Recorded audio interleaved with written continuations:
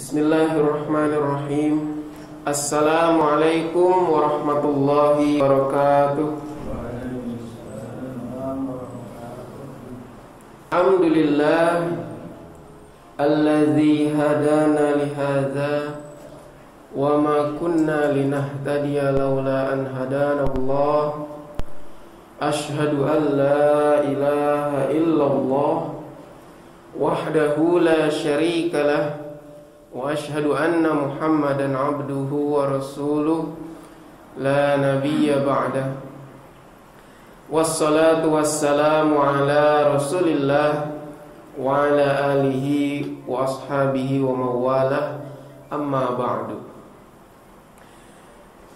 Gimana kabarnya jemaah? Alhamdulillahi rabbil alamin. Sekarang kita sudah di tanggal 20 April ya. Berarti 18 Ramadan. Alhamdulillah tidak rasa. Waktunya semakin sedikit ya. Waktunya semakin sedikit. Adapun kajian-kajian keilmuan masih sangat banyak sebenarnya yang belum kita kaji, karena tidak mungkin ilmu yang begitu banyak kita kaji hanya dalam sebulan. Itu pun setiap harinya hanya maksimal 1 jam ya. Maksimal 1 jam. Maka itu ya semacam kita percepat saja. Kemarin kita bahas apa, Pak? Zakat fitrah ya. Jadi zakat fitrah bagaimana? Yang dizakati apa, Pak? Kemarin gimana? Ini yang kemarin ada semua kan ya bapak-bapak ini kemarin. Jadi yang dizakati apa, Pak? Uang atau makanan?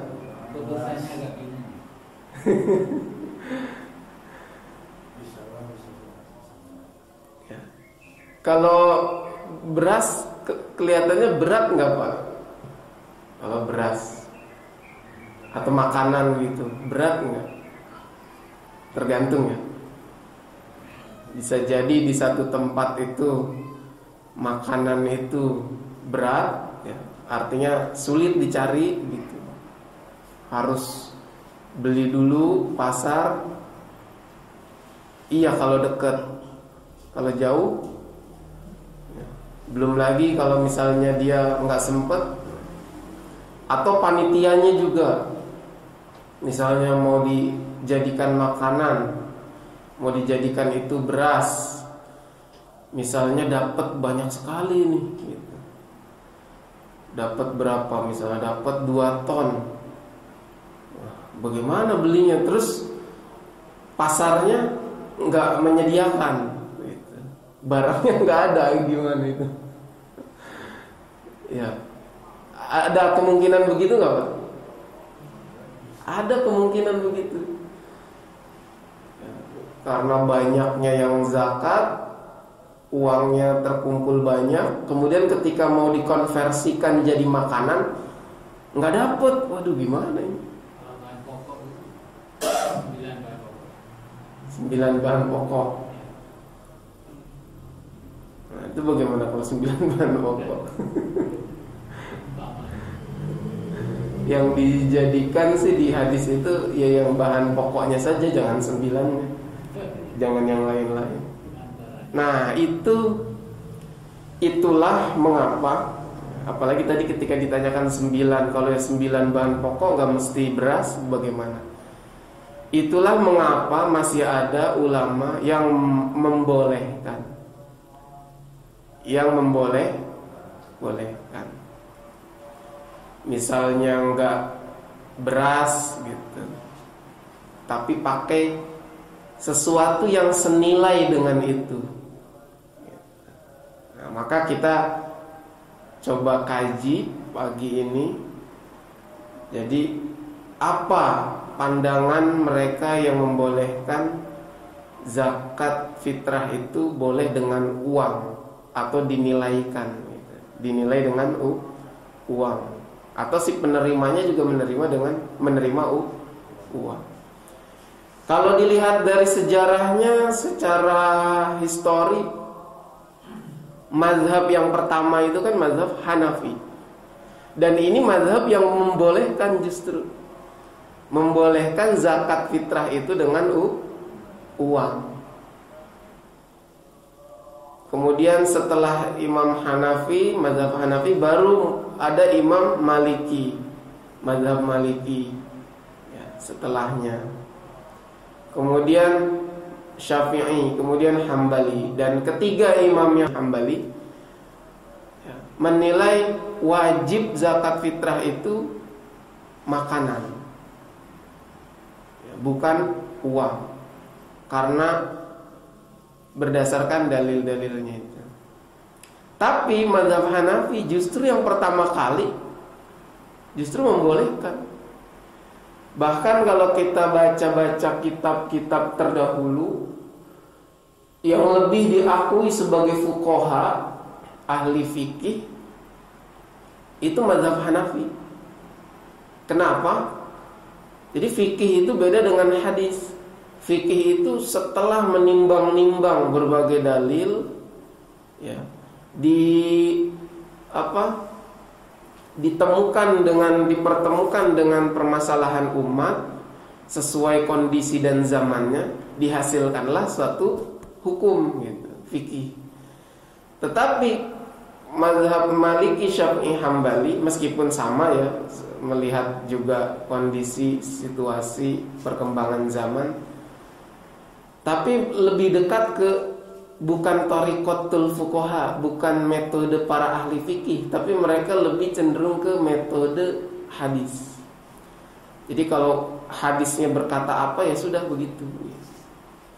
Itulah kenapa banyak juga ulama yang tetap kekeh mewajibkan zakat fitrah itu makanan. Nah, lalu bagaimana sih sebenarnya pandangan mazhab Hanafi dalam hal zakat fitrah dengan uang? Zakat fitrah dengan uang. Oke, kita kaji ya. Pertama, mazhabul fuqaha al-malikiyah wa syafi'iyah wal hanabilah ya, yang tadi Maliki, Syafi'i, Hambali itu menilai yarawna wujuba ikhrajal a'yan fi sadaqatil fitri katamri wasya'ir wazabib aw min ghalibi qutin nas wala yujizuna ikhrajal qimah ay ikhrajan nuqud. Ini mazhab yang kemarin kita kaji, Maliki, Syafi'i, Hambali itu menilai wajib mengeluarkan zakat fitrah itu apa? Mengeluarkan materi pokok makanannya, seperti kurma, gandum, kismis, atau makanan pokok yang sering dimakan di satu masyarakat, dan tidak memperbolehkan menggantikannya dengan sesuatu yang bernilai sepertinya, yang setara nilainya, atau tidak boleh menggantikannya dengan uang. Nah, ini tiga mazhab. Jadi ini 1 lawan 3. Satu mazhab membolehkan, 3 mazhab tidak membolehkan dengan uang. Kemudian mazhab Hanafi wa mazhabul Hanafiyah jawazu ikhrajil qimah wa naqala hadzal qaul an jama'atin min ahli al-ilm minhum al-Hasan al-Basri wa Umar bin Abdul Aziz wa Thawri. Mazhab Hanafi menilai boleh mengeluarkan yang senilai dengan makanan pokok tadi ya. Dan ini dinukil dari perkataan dari banyak ahli ilmu ya. Tidak hanya sedikit, banyak. Dan itu di periodenya Imam Hanafi. Dan kita tahu Imam Hanafi ini imam yang lebih dulu daripada 3 mazhab lainnya. Lebih dulu dari 3 mazhab lainnya. Bahkan Imam Hanafi termasuk golongan tabi'in. Sedangkan Maliki, Syafi'i dan Hambali itu tabi'ut tabi'in. Kalau lihat periodenya kan Rasulullah, zaman Rasulullah. Rasulullah bertemu sahabat, zaman sahabat. Rasulullah udah wafat, sahabat bertemu dengan tabi'in. Nah, tabi'in ini Imam Hanafi ini sempat bertemu dengan sahabat langsung, tabi'in. Kemudian setelah tabi'in baru tabi'ut tabi'in. Nah, di bawahnya ini Imam Malik, Imam Syafi'i, Imam Hambali. Jadi Imam Hanafi ini paling senior. Makanya disebutnya the greatest imam, Imam Akbar disebutnya. Semua dulu belum ada ahli fikih bergurunya kepada Imam Hanafi, imam besar. Kalau kita buka Wikipedia itu Imam Hanafi disebut imam besar. Disebutnya imam besar. Sedangkan Imam Maliki, Syafi'i, Hambali disebutnya Syekhul Islam atau imam saja, nggak pakai imam besar. Kalau imam besar itu Imam Hanafi. Kalau Imam Hanafi di zaman Rasul sempat bertemu enggak? Enggak, tadi yang saya jelaskan. Zaman Rasul, sahabat baru tabi'in. Nah, ini enggak ketemu. Tapi ketemu sahabat, muridnya langsung Rasulullah. Jadi ke Rasulullah hanya terselisih satu saja, di periode sahabat saja selisihnya. Sedangkan Maliki, Syafi'i, Hambali 2 periode, ke Rasulullah 2 periode. Kalau Imam Hanafi 1 periode saja jaraknya. Makanya sebelum ilmu-ilmu fikih, pandangan-pandangan lain muncul, pandangan Imam Hanafi dulu yang paling dilihat dulu itu. Maka kita tidak bisa menyepelekan. Bahkan banyak sekali kajian tentang uang, tentang uang, Pak, ekonomi, keuangan, pajak, Pak, terus pemerintahan itu di zamannya Imam Hanafi. Buku-buku itu, karya-karya ulama itu dikeluarkan. Ada muridnya Imam Hanafi itu Imam Asy-Syaibani, dan itu bahkan gurunya Imam Syafi'i. Imam Asy-Syaibani itu muridnya Imam Hanafi, gurunya Imam Syafi'i. Itu membahas tentang uang, membahas tentang bekerja, dan itu banyak pasti membahas tentang ya istilah kerja lah. Yang mana bagi banyak ulama waktu itu kerja itu seperti hal yang apa sih? Enggak akhirat banget kan gitu. Ini mah duniawi gitu. Tapi itu sudah dibahas oleh kalangan Imam Hanafi, mazhab Hanafi. Yang itu seolah-olah tidak diinginkan oleh ulama-ulama lain, khususnya yang para ahli hadis. Karena menilai kalau belajar tentang dunia kayak enggak belajar tentang agama gitu. Padahal nggak boleh gitu, harus semuanya satu paket. Karena ilmu Allah itu luas. Baik begitu ya.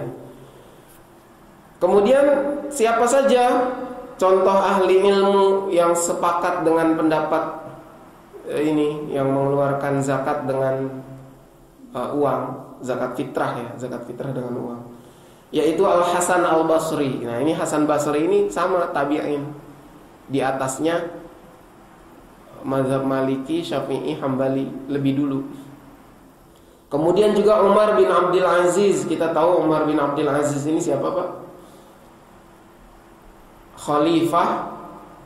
Khalifah di periode Muawiyah ya. Bani Umayyah ya.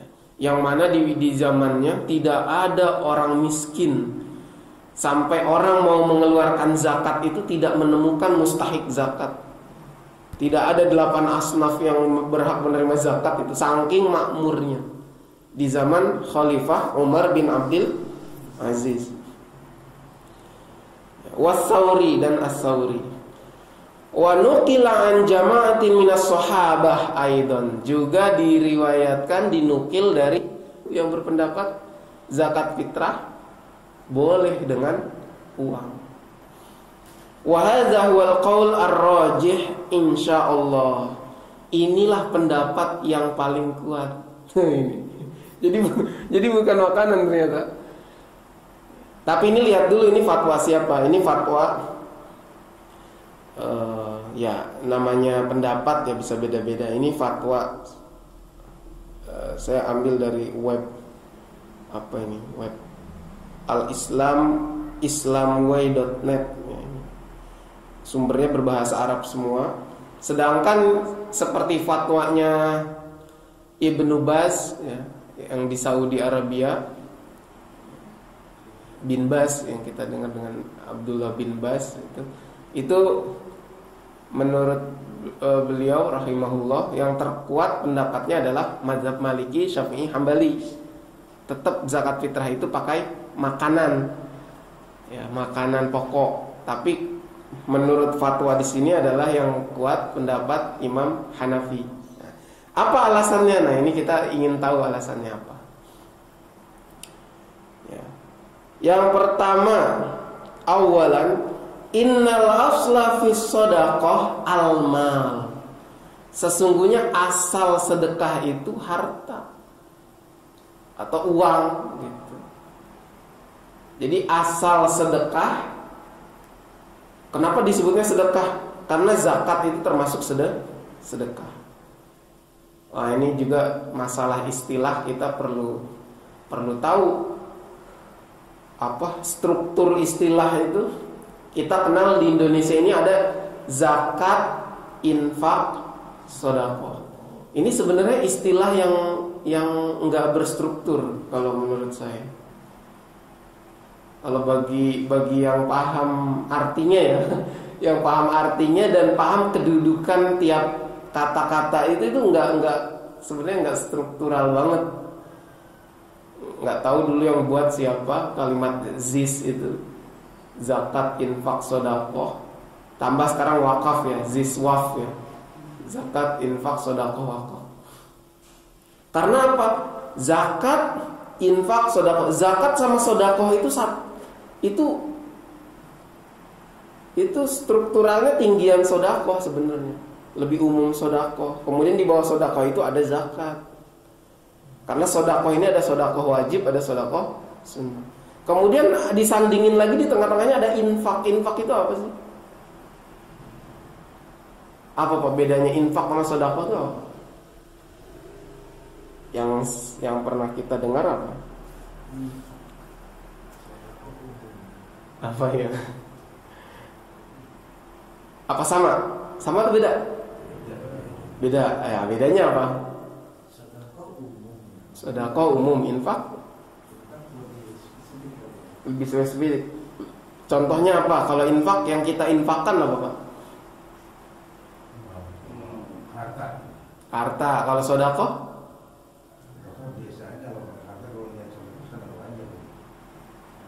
Apa yang disedekahin? Sedekah yang masuk zakat tadi, zakat mana zakat. Iya, kalau infak apa? Infak itu memberi tanpa batas waktu dan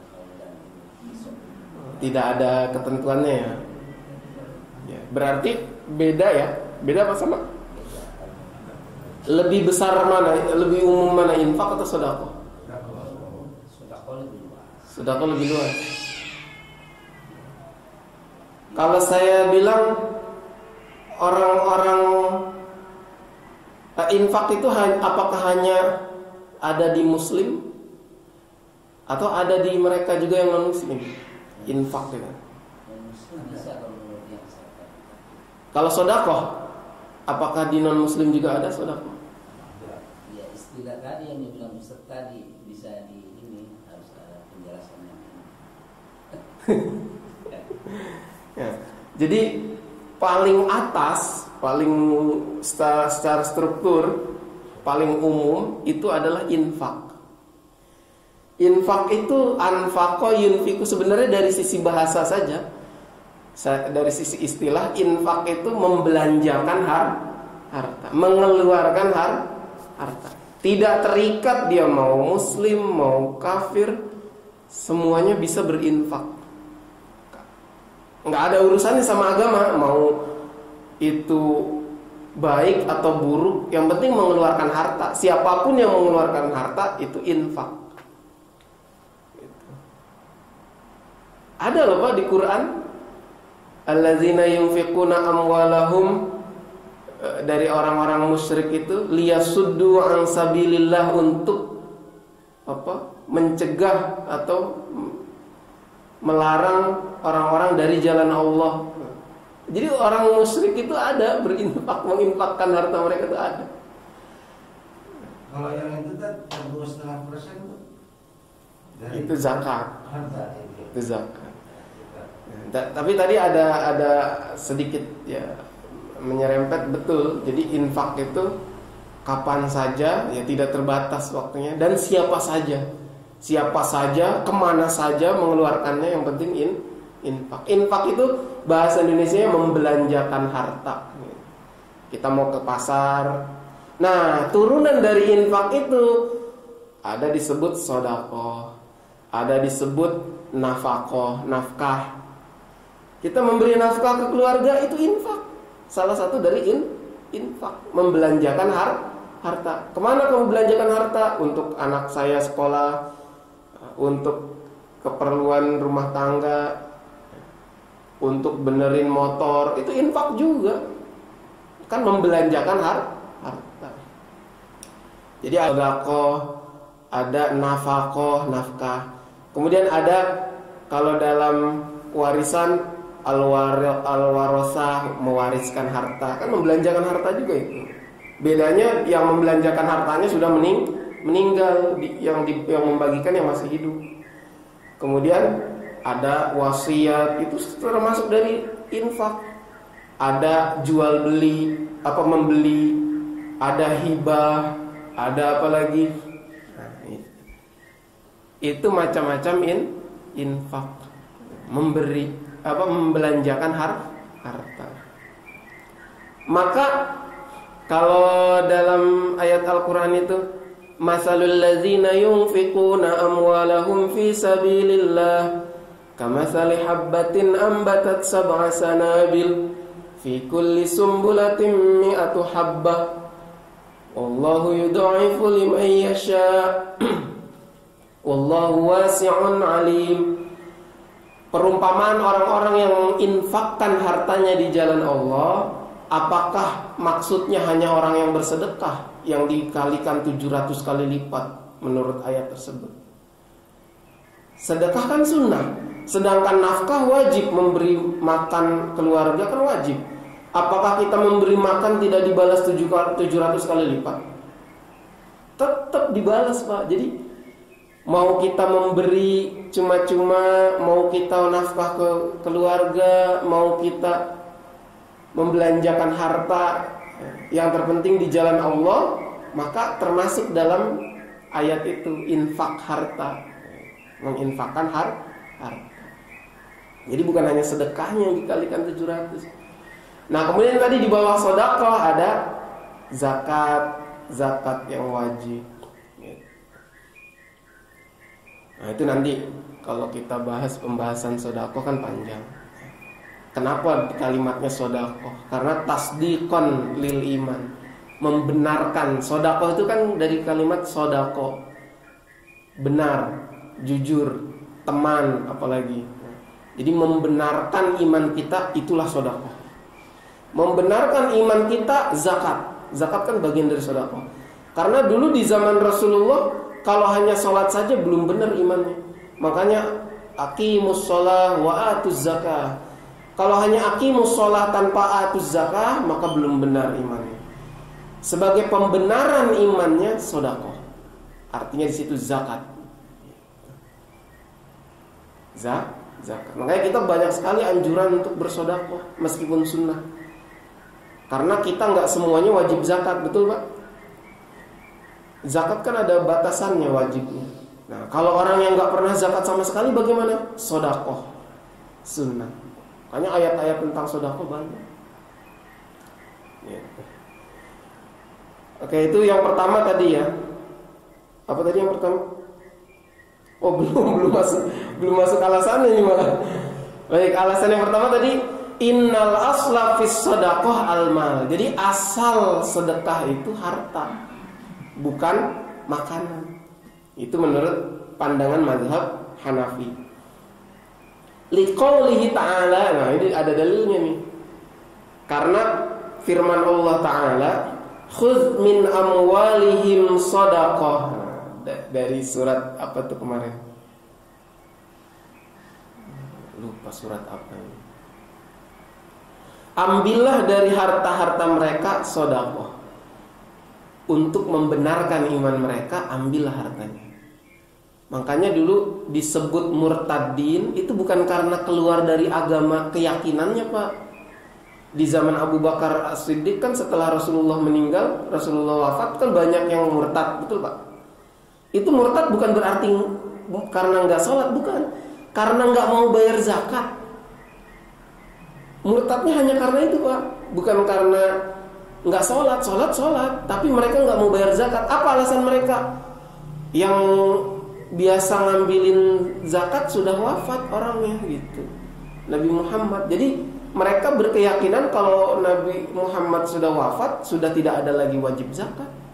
Gitu pemahaman mereka. Maka Abu Bakar As-Siddiq radhiyallahu anhu marah. Ini nggak bisa ini. Ini wajib fardu, di Quran ada, hadis Rasulullah ada. Meskipun Rasulullah wafat, zakat itu shadaqatul iman, untuk membenarkan iman. Kalau nggak dilaksanakan murtad. Maka diperangi oleh Abu Bakar As-Siddiq sampai mereka kembali ke Islam, sampai mereka membayarkan zakat. Nah, ini kaitannya dengan kemarin yang saya bilang, siapakah yang berhak mengelola zakat, yang mengambil zakat, bahkan secara paksa. Zakat itu harus dipaksa, Pak. Nggak boleh nunggu. Pemerintah tuh nggak boleh diem, harus diambil. Karena perintahnya khudz, ambillah, bukan terimalah, tapi ambillah. Dan yang diperintahkan yang punya kuasa siapa waktu itu? Rasulullah sebagai nabi, sebagai panglima tertinggi.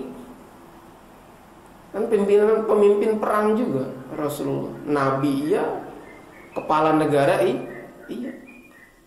Nah, itulah Abu Bakar As-Siddiq radhiyallahu anhu ketika ditanya, aku mengambil zakat ini bukan karena sesama, tetapi perintah dari atas. Yang itu dulu oleh Rasulullah dikerjakan, maka sekarang Rasulullah wafat, akulah khalifah, kata Abu Bakar As-Siddiq, maka aku yang harus mengambil zakat. Makanya diputuskan perangi orang-orang yang murtad itu, yang tidak mau bayar zakat. Gitu. Jadi wajib, bukan wajib, maksudnya harus dipaksa gitu. Yang wajib zakat, yang nggak wajib zakat nggak boleh dipaksa. Ya, nggak boleh dipaksa. Ada batasan. Itu jadi yang diambil dari zakat adalah harta. Ini asalnya, aslu. Sedangkan hadis-hadis, nah ini dalam mazhab Hanafi ini uniknya di sini. Kalau itu sumbernya dari Quran, disebutnya al-aslu. Al-aslu dalam arti dia sumber utama yang qat'i. Qat'i itu tidak bisa ganggu gugat. Yang tidak bisa diganggu gugat, zakat. Kan zakat fitrah, meskipun namanya fitrah, tapi kan dia zakat juga. Maka tetap asalnya adalah sebenarnya uang gitu, menurut mazhab Hanafi. Sedangkan hadis yang kemarin tu'matan lil masakin, yang makanan sebagai makanan untuk orang-orang miskin, itu sifatnya bukan qat'i tapi zonni. Apa itu zonni? Baru dugaan, perkiraan. Apa bukan perkiraan? Ya karena meskipun wa may yantiqu 'anil hawa in hiya illa wahyu yuha, meskipun apa yang diucapkan oleh Rasulullah itu adalah wahyu, betul. Tapi kan wahyu yang terus disampaikan ke sahabat, sahabat menyampaikan ke tabi'in, tabi'in ke tabi'in. Kita nggak tahu pasti nih.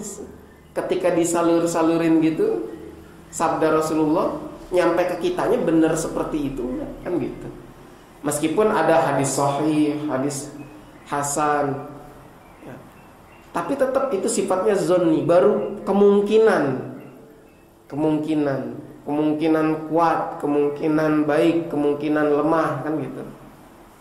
Sedangkan Quran pasti qat'i, sedangkan hadis zonni. Jadi peringkatnya di tangga kedua. Tangga paling atasnya Quran, peringkat keduanya hadis. Makanya mazhab Hanafi itu membedakan antara fardu dan wajib. Fardu itu paling atas. Setelah fardu baru wajib. Wajib itu kesimpulan ulama, kesimpulan para mujtahid, kesimpulan dari hadis. Sedangkan fardu itu dari Quran langsung. Apa contoh fardu? Salat fardu. Apa contoh lain? Warisan fardu. Kenapa warisan fardu? Di Quran langsung ditentukan oleh Allah. Jumlah-jumlahnya setengah, seperempat, sepertiga, seperenam, seperdelapan dari harta-harta itu dibagi-bagi. Itu. Jadi makanya ilmu waris itu disebut ilmu faraid. Fardu-fardu, wajib-wajib. Bahasa kita wajib-wajib, fardu-fardu. Ya. Kemudian wal mal fil asli ma yamliku minaz zahab wal fiddah. Kemudian harta asalnya itu adalah apa yang dimiliki berupa emas dan perak. Artinya nilainya. Harta itu sebenarnya nilainya.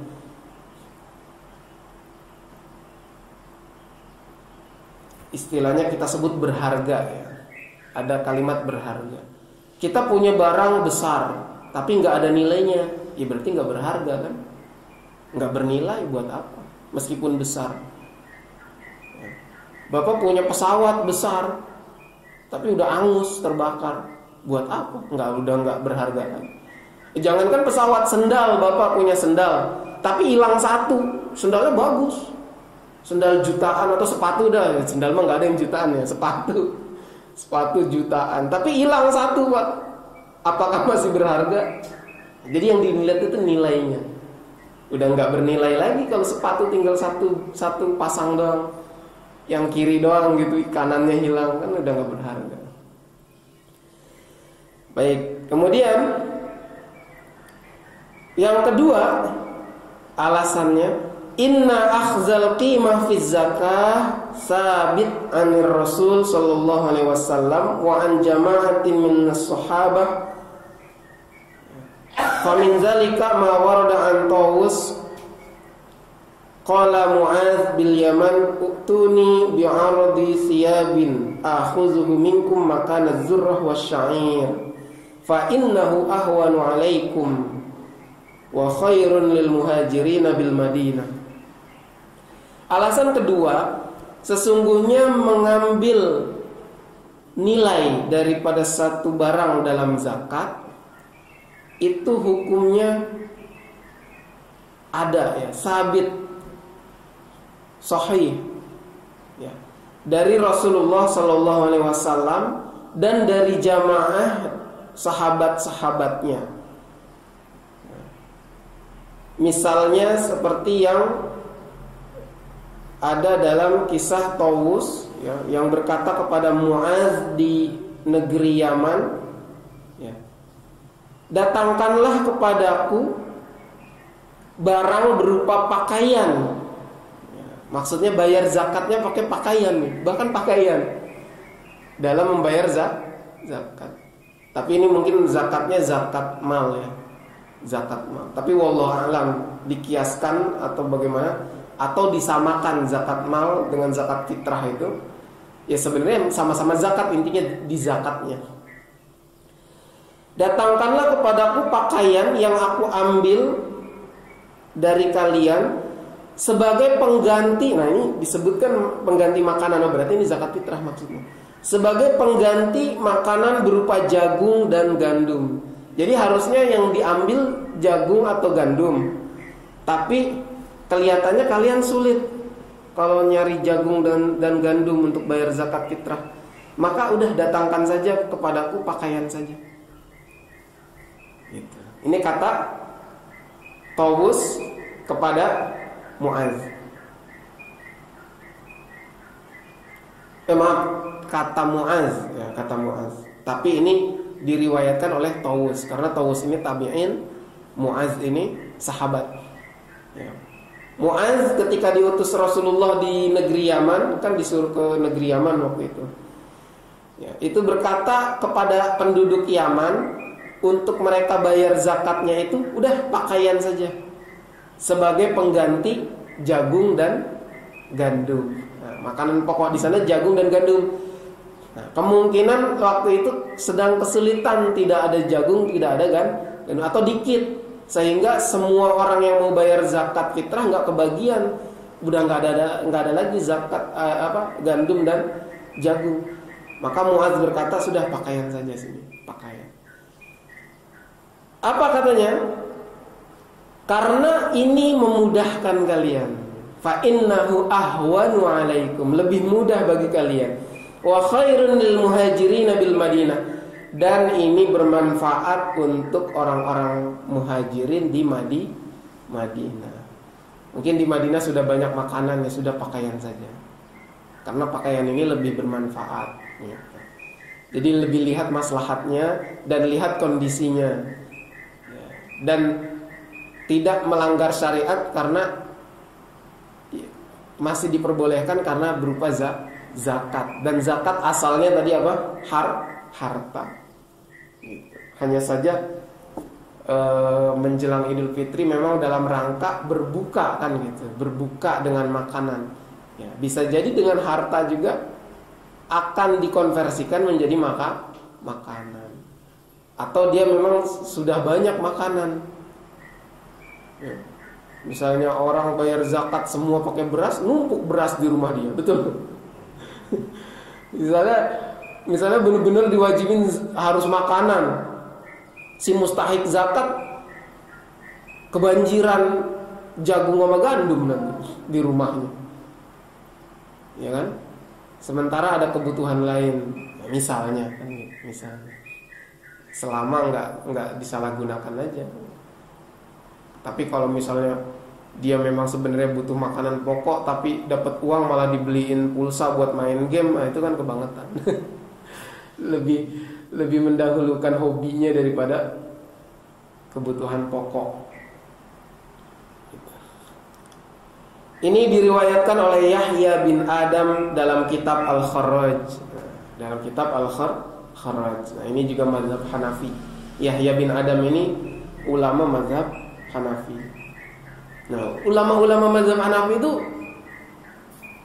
menghasilkan buku-buku tentang ekonomi pokoknya. Ya, tadi Asy-Syaibani tentang bekerja, kemudian Ubaid siapa itu? Aduh, lupa namanya. Itu tentang al-amwal, harta-harta. Kemudian ini Yahya bin Adam tentang al-kharaj. Apa Pak al-kharaj? Pajak. Pajak ini. Ulama Islam udah bikin kitab tentang pajak. Jauh sebelum negeri barat bikin, Pak. Negeri barat belum ada waktu itu. Belum. Jadi ketika dulu Islam itu maju dalam keilmuan, mereka keterbelakangan, Pak. Keilmuan itu terbelakang. Nah, sekarang berbalik. Sekarang mereka maju dalam teknologi, ya kita keterbelakangan dalam teknologi. Ya. Kemudian apalagi ini? Saya percepat. Yang ketiga, inna nabiyya sallallahu alaihi wasallam ghair bainal qadril wajib minal a'yan al-mansus 'alaiha ma'a tasawiha fi kifayati al-hajah faja'ala minat tamri wasya'ir sa'an wa minal burri nisfu sya'in. Nah, ini dia. Ini alasan yang ketiga. Rasulullah sallallahu alaihi wasallam sendiri itu merubah kadar. Kan kadar zakat fitrah berapa, Pak? Satu sa'un. Satu sok itu berapa kemarin? 3,2 kilo atau 3,5 liter. Itu pada makanan kurma dan gandum. Tapi pada makanan al-burru itu biji gandum yang masih bijinya, itu bukan satu sok. Oleh Rasulullah diperbolehkan setengah sok, bahkan setengahnya. Jadi kalau satu sok itu 3,2 kilo, berarti kalau setengah sok berapa? 1,6 ya. Ya 16, 1,6 kilo. Artinya apa ini, Pak? Kan kalau makanan tetap sama-sama makanan ya harusnya tetap satu sok. Tapi Rasulullah merubah kadar itu. Boleh. Kalau kurma atau gandum 3,2 kilo. Tapi kalau dia mau zakatnya pakai biji gandum, masih bijinya, ya udah setengahnya. Artinya apa Pak di sini? Ada nilai kan? Nilai. Makanya yang dilihat dalam mazhab Hanafi itu nilainya. Bahkan nilainya lebih mahal ya setengah sok biji gandum. Dari setengah sok biji gandum, kalau jadi gandum lebih banyak nanti hasilnya ketimbang yang sudah gandum gitu. Kan gitu, lebih bernilai gitu. Bibitnya itu kan lebih bernilai. Kalau ditanam lebih banyak hasilnya. Ya, bisa jadi hasilnya 10 kilo, 20 kilo kan gitu. Nah, inilah ahli apa? Makanya dalam mazhab Hanafi itu Imam Hanafi lebih dikenal sebagai ahli ulama al-fuqaha ketimbang mazhab Maliki, Syafi'i, Hambali lebih dekat cenderung ke ahlul hadis. Agak beda gitu. Jadi yang fuqaha sejati itu Imam Hanafi. Ada yang berpendapat begitu gitu. Ada yang berpendapat begitu. Jadi enggak mutlak, enggak harus makanan. Ternyata kurma, gandum sama biji gandum saja udah beda. Kan harusnya sama-sama satu sok, tapi ternyata biji gandum boleh setengah sok atau 1,6 kilo. Nah, dari sinilah fadalla ala annahu alaihi salatu wasalam i'tabaral qimah. Maka ini bukti bahwa Rasulullah SAW itu mengakui adanya nih nilai dalam zakat fitrah itu adanya nilai. Jadi nggak mesti makanannya tapi nilainya. Makanya uang yang senilai dengan makanan pokok satu sok di negeri kita boleh pakai uang. Gitu Pak. Udah tenang nih. Udah tenang, amil zakat udah tenang. Nggak repot nyari beras. Kuncinya dalam beragama itu Pak, yuridullahu bikumul yusra la yuridu bikumul usra. Allah itu ingin mudah dalam beragama itu. Makanya mazhab Hanafi menilai kemudahan, jangan sulit-sulit. Ya, masa harus makanan nanti panitia nyari misalnya nggak ada bagaimana kan gitu. Baik, terus ada juga riwayat setengah sok yang sabit dari Rasulullah SAW dari banyaknya jalur hadis tersebut. Ya, jadi riwayat tentang setengah sok biji gandum ini banyak riwayatnya dan itu sahih. Riwayat hadis tentang itu. Artinya ada nilainya dan Rasulullah mengakui nilai itu. I'tabarul qimah. Yang keempat alasannya, innal maqsud min shadaqatil fitri ighna'ul fuqara wasaddu hajatihim. Wahadzal maqsud yatahaqqaqu bin nuqud aksar min tahaqquqihi bil a'yan. Sesungguhnya maksud atau tujuan dari sedekah fitri atau zakat fitri adalah membuat orang-orang fakir itu menjadi kaya. Artinya menjadi cukup, bukan kaya ya. Dalam bahasa Arab igna ghaniyun itu cukup. Karena yang kaya itu hanya Allah. Cukup itu dalam arti tidak perlu lagi ke orang lain, tidak memerlukan bantuan lagi gitu. Itu membuat mereka cukup dan memenuhi kebutuhan mereka Dan maksud ini tidaklah tercapai kecuali dipastikan dengan uang. Nah, jadi lagi-lagi nilai, bukan karena makanannya. Makanan justru salah satu cara dalam cara mencukupi mereka dari sisi perut. Tapi bagaimana mencukupi mereka dari sisi pakaian, dari sisi belajar keilmuan, dari sisi mereka perlu pergi ke suatu tempat, kan butuh namanya uang. Jadi maksud utamanya adalah sebenarnya uang.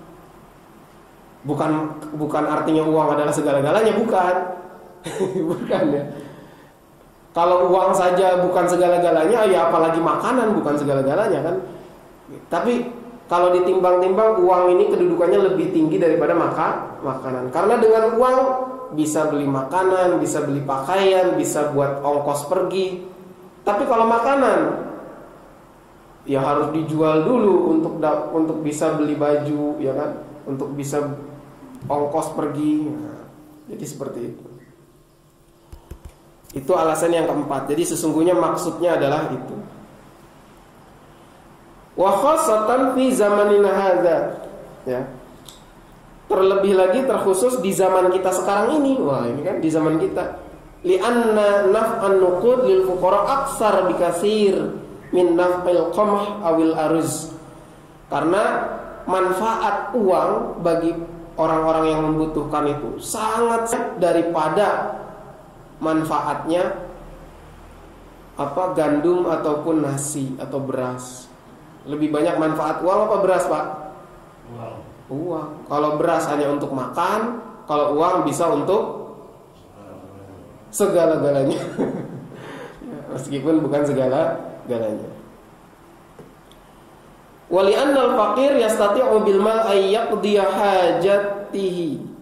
Ya, karena orang yang membutuhkan bisa dengan hartanya, bisa dengan uang tersebut untuk memenuhi kebutuhan-kebutuhannya dan kebutuhan anak-anaknya dan kebutuhan pasangannya, ya. Dan itu yang kita saksikan saat ini di zaman kita ini, ya. Kemudian yang kelima, nah ini insya Allah yang terakhir, alasan yang terakhir yang kelima. Apa alasan yang kelima? Qala Dr. Yusuf Qardawi, ya, Dr. Yusuf Qardawi berkata, anna Nabiyya sallallahu alaihi wasallam lamma farada zakatal fitri minal at'imah as-sa'idah fi bi'atihi wa asrihi innama arada bidzalika at-taysir. Nah ini 'alan nas wa raf'il haraj anhum. Sesungguhnya Nabi sallallahu alaihi wasallam dulu waktu mewajibkan, memfardukan zakat fitrah dengan makanan, kan hadisnya dengan makanan atau tu'matan lil masakin, sebagai makanan untuk mereka.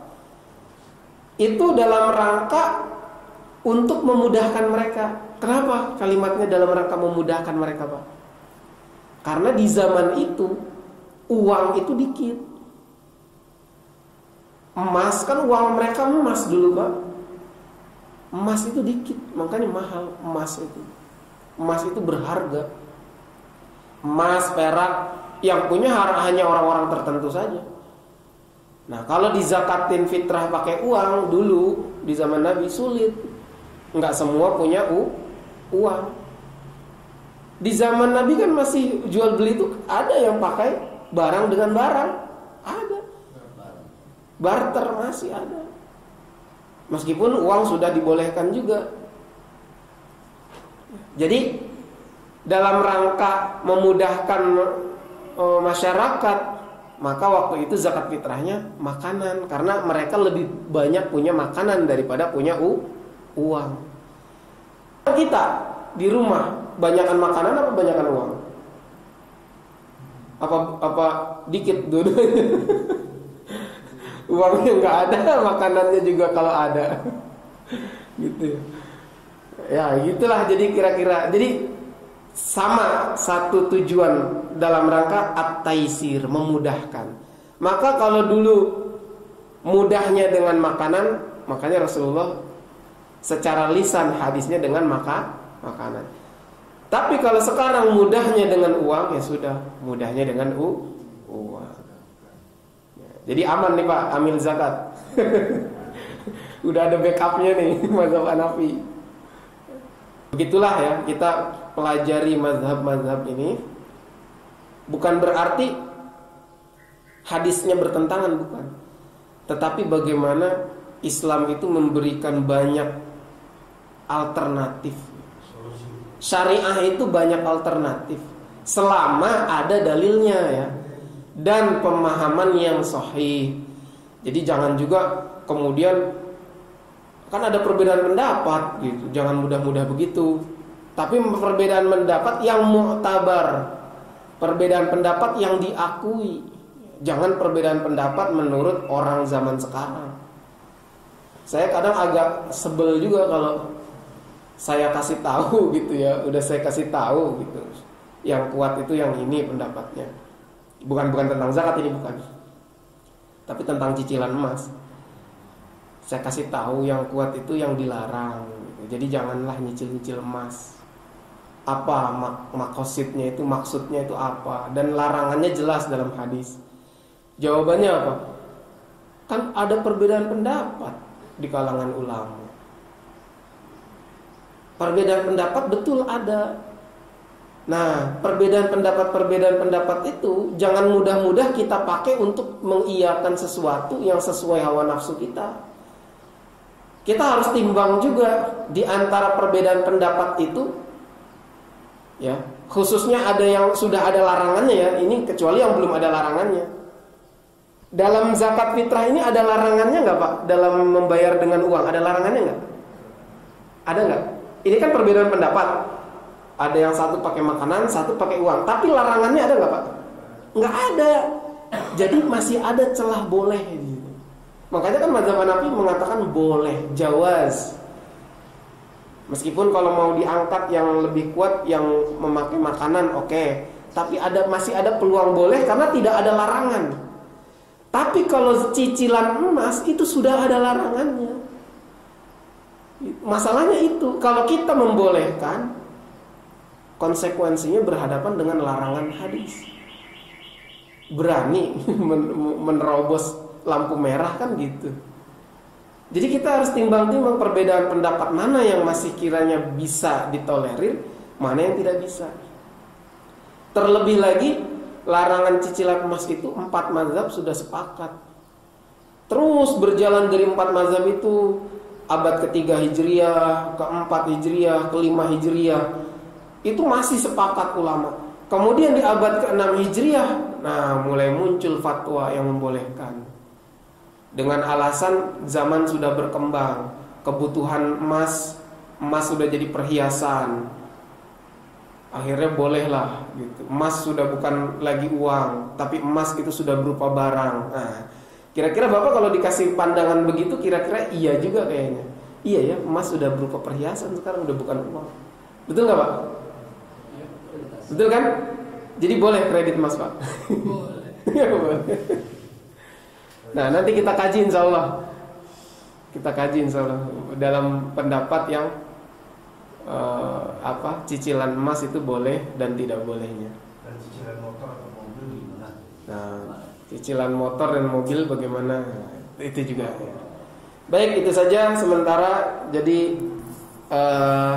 pendapat zakat fitrah dengan uang ada, dengan makanan pokok ada, dan tidak ada larangan. Tidak ada yang melarang zakat fitrah pakai uang, tidak ada. Larangan zakat fitrah dengan makanan tidak ada. Jadi sama-sama statusnya.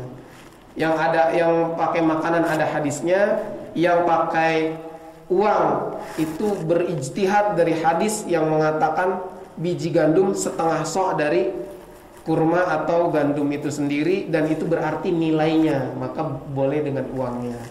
Gitu. Itu saja, mudah-mudahan bermanfaat. Kurang lebihnya mohon maaf. Assalamualaikum billahi taufiq wal hidayah war ridha wal inayah. Wassalamualaikum warahmatullahi wabarakatuh.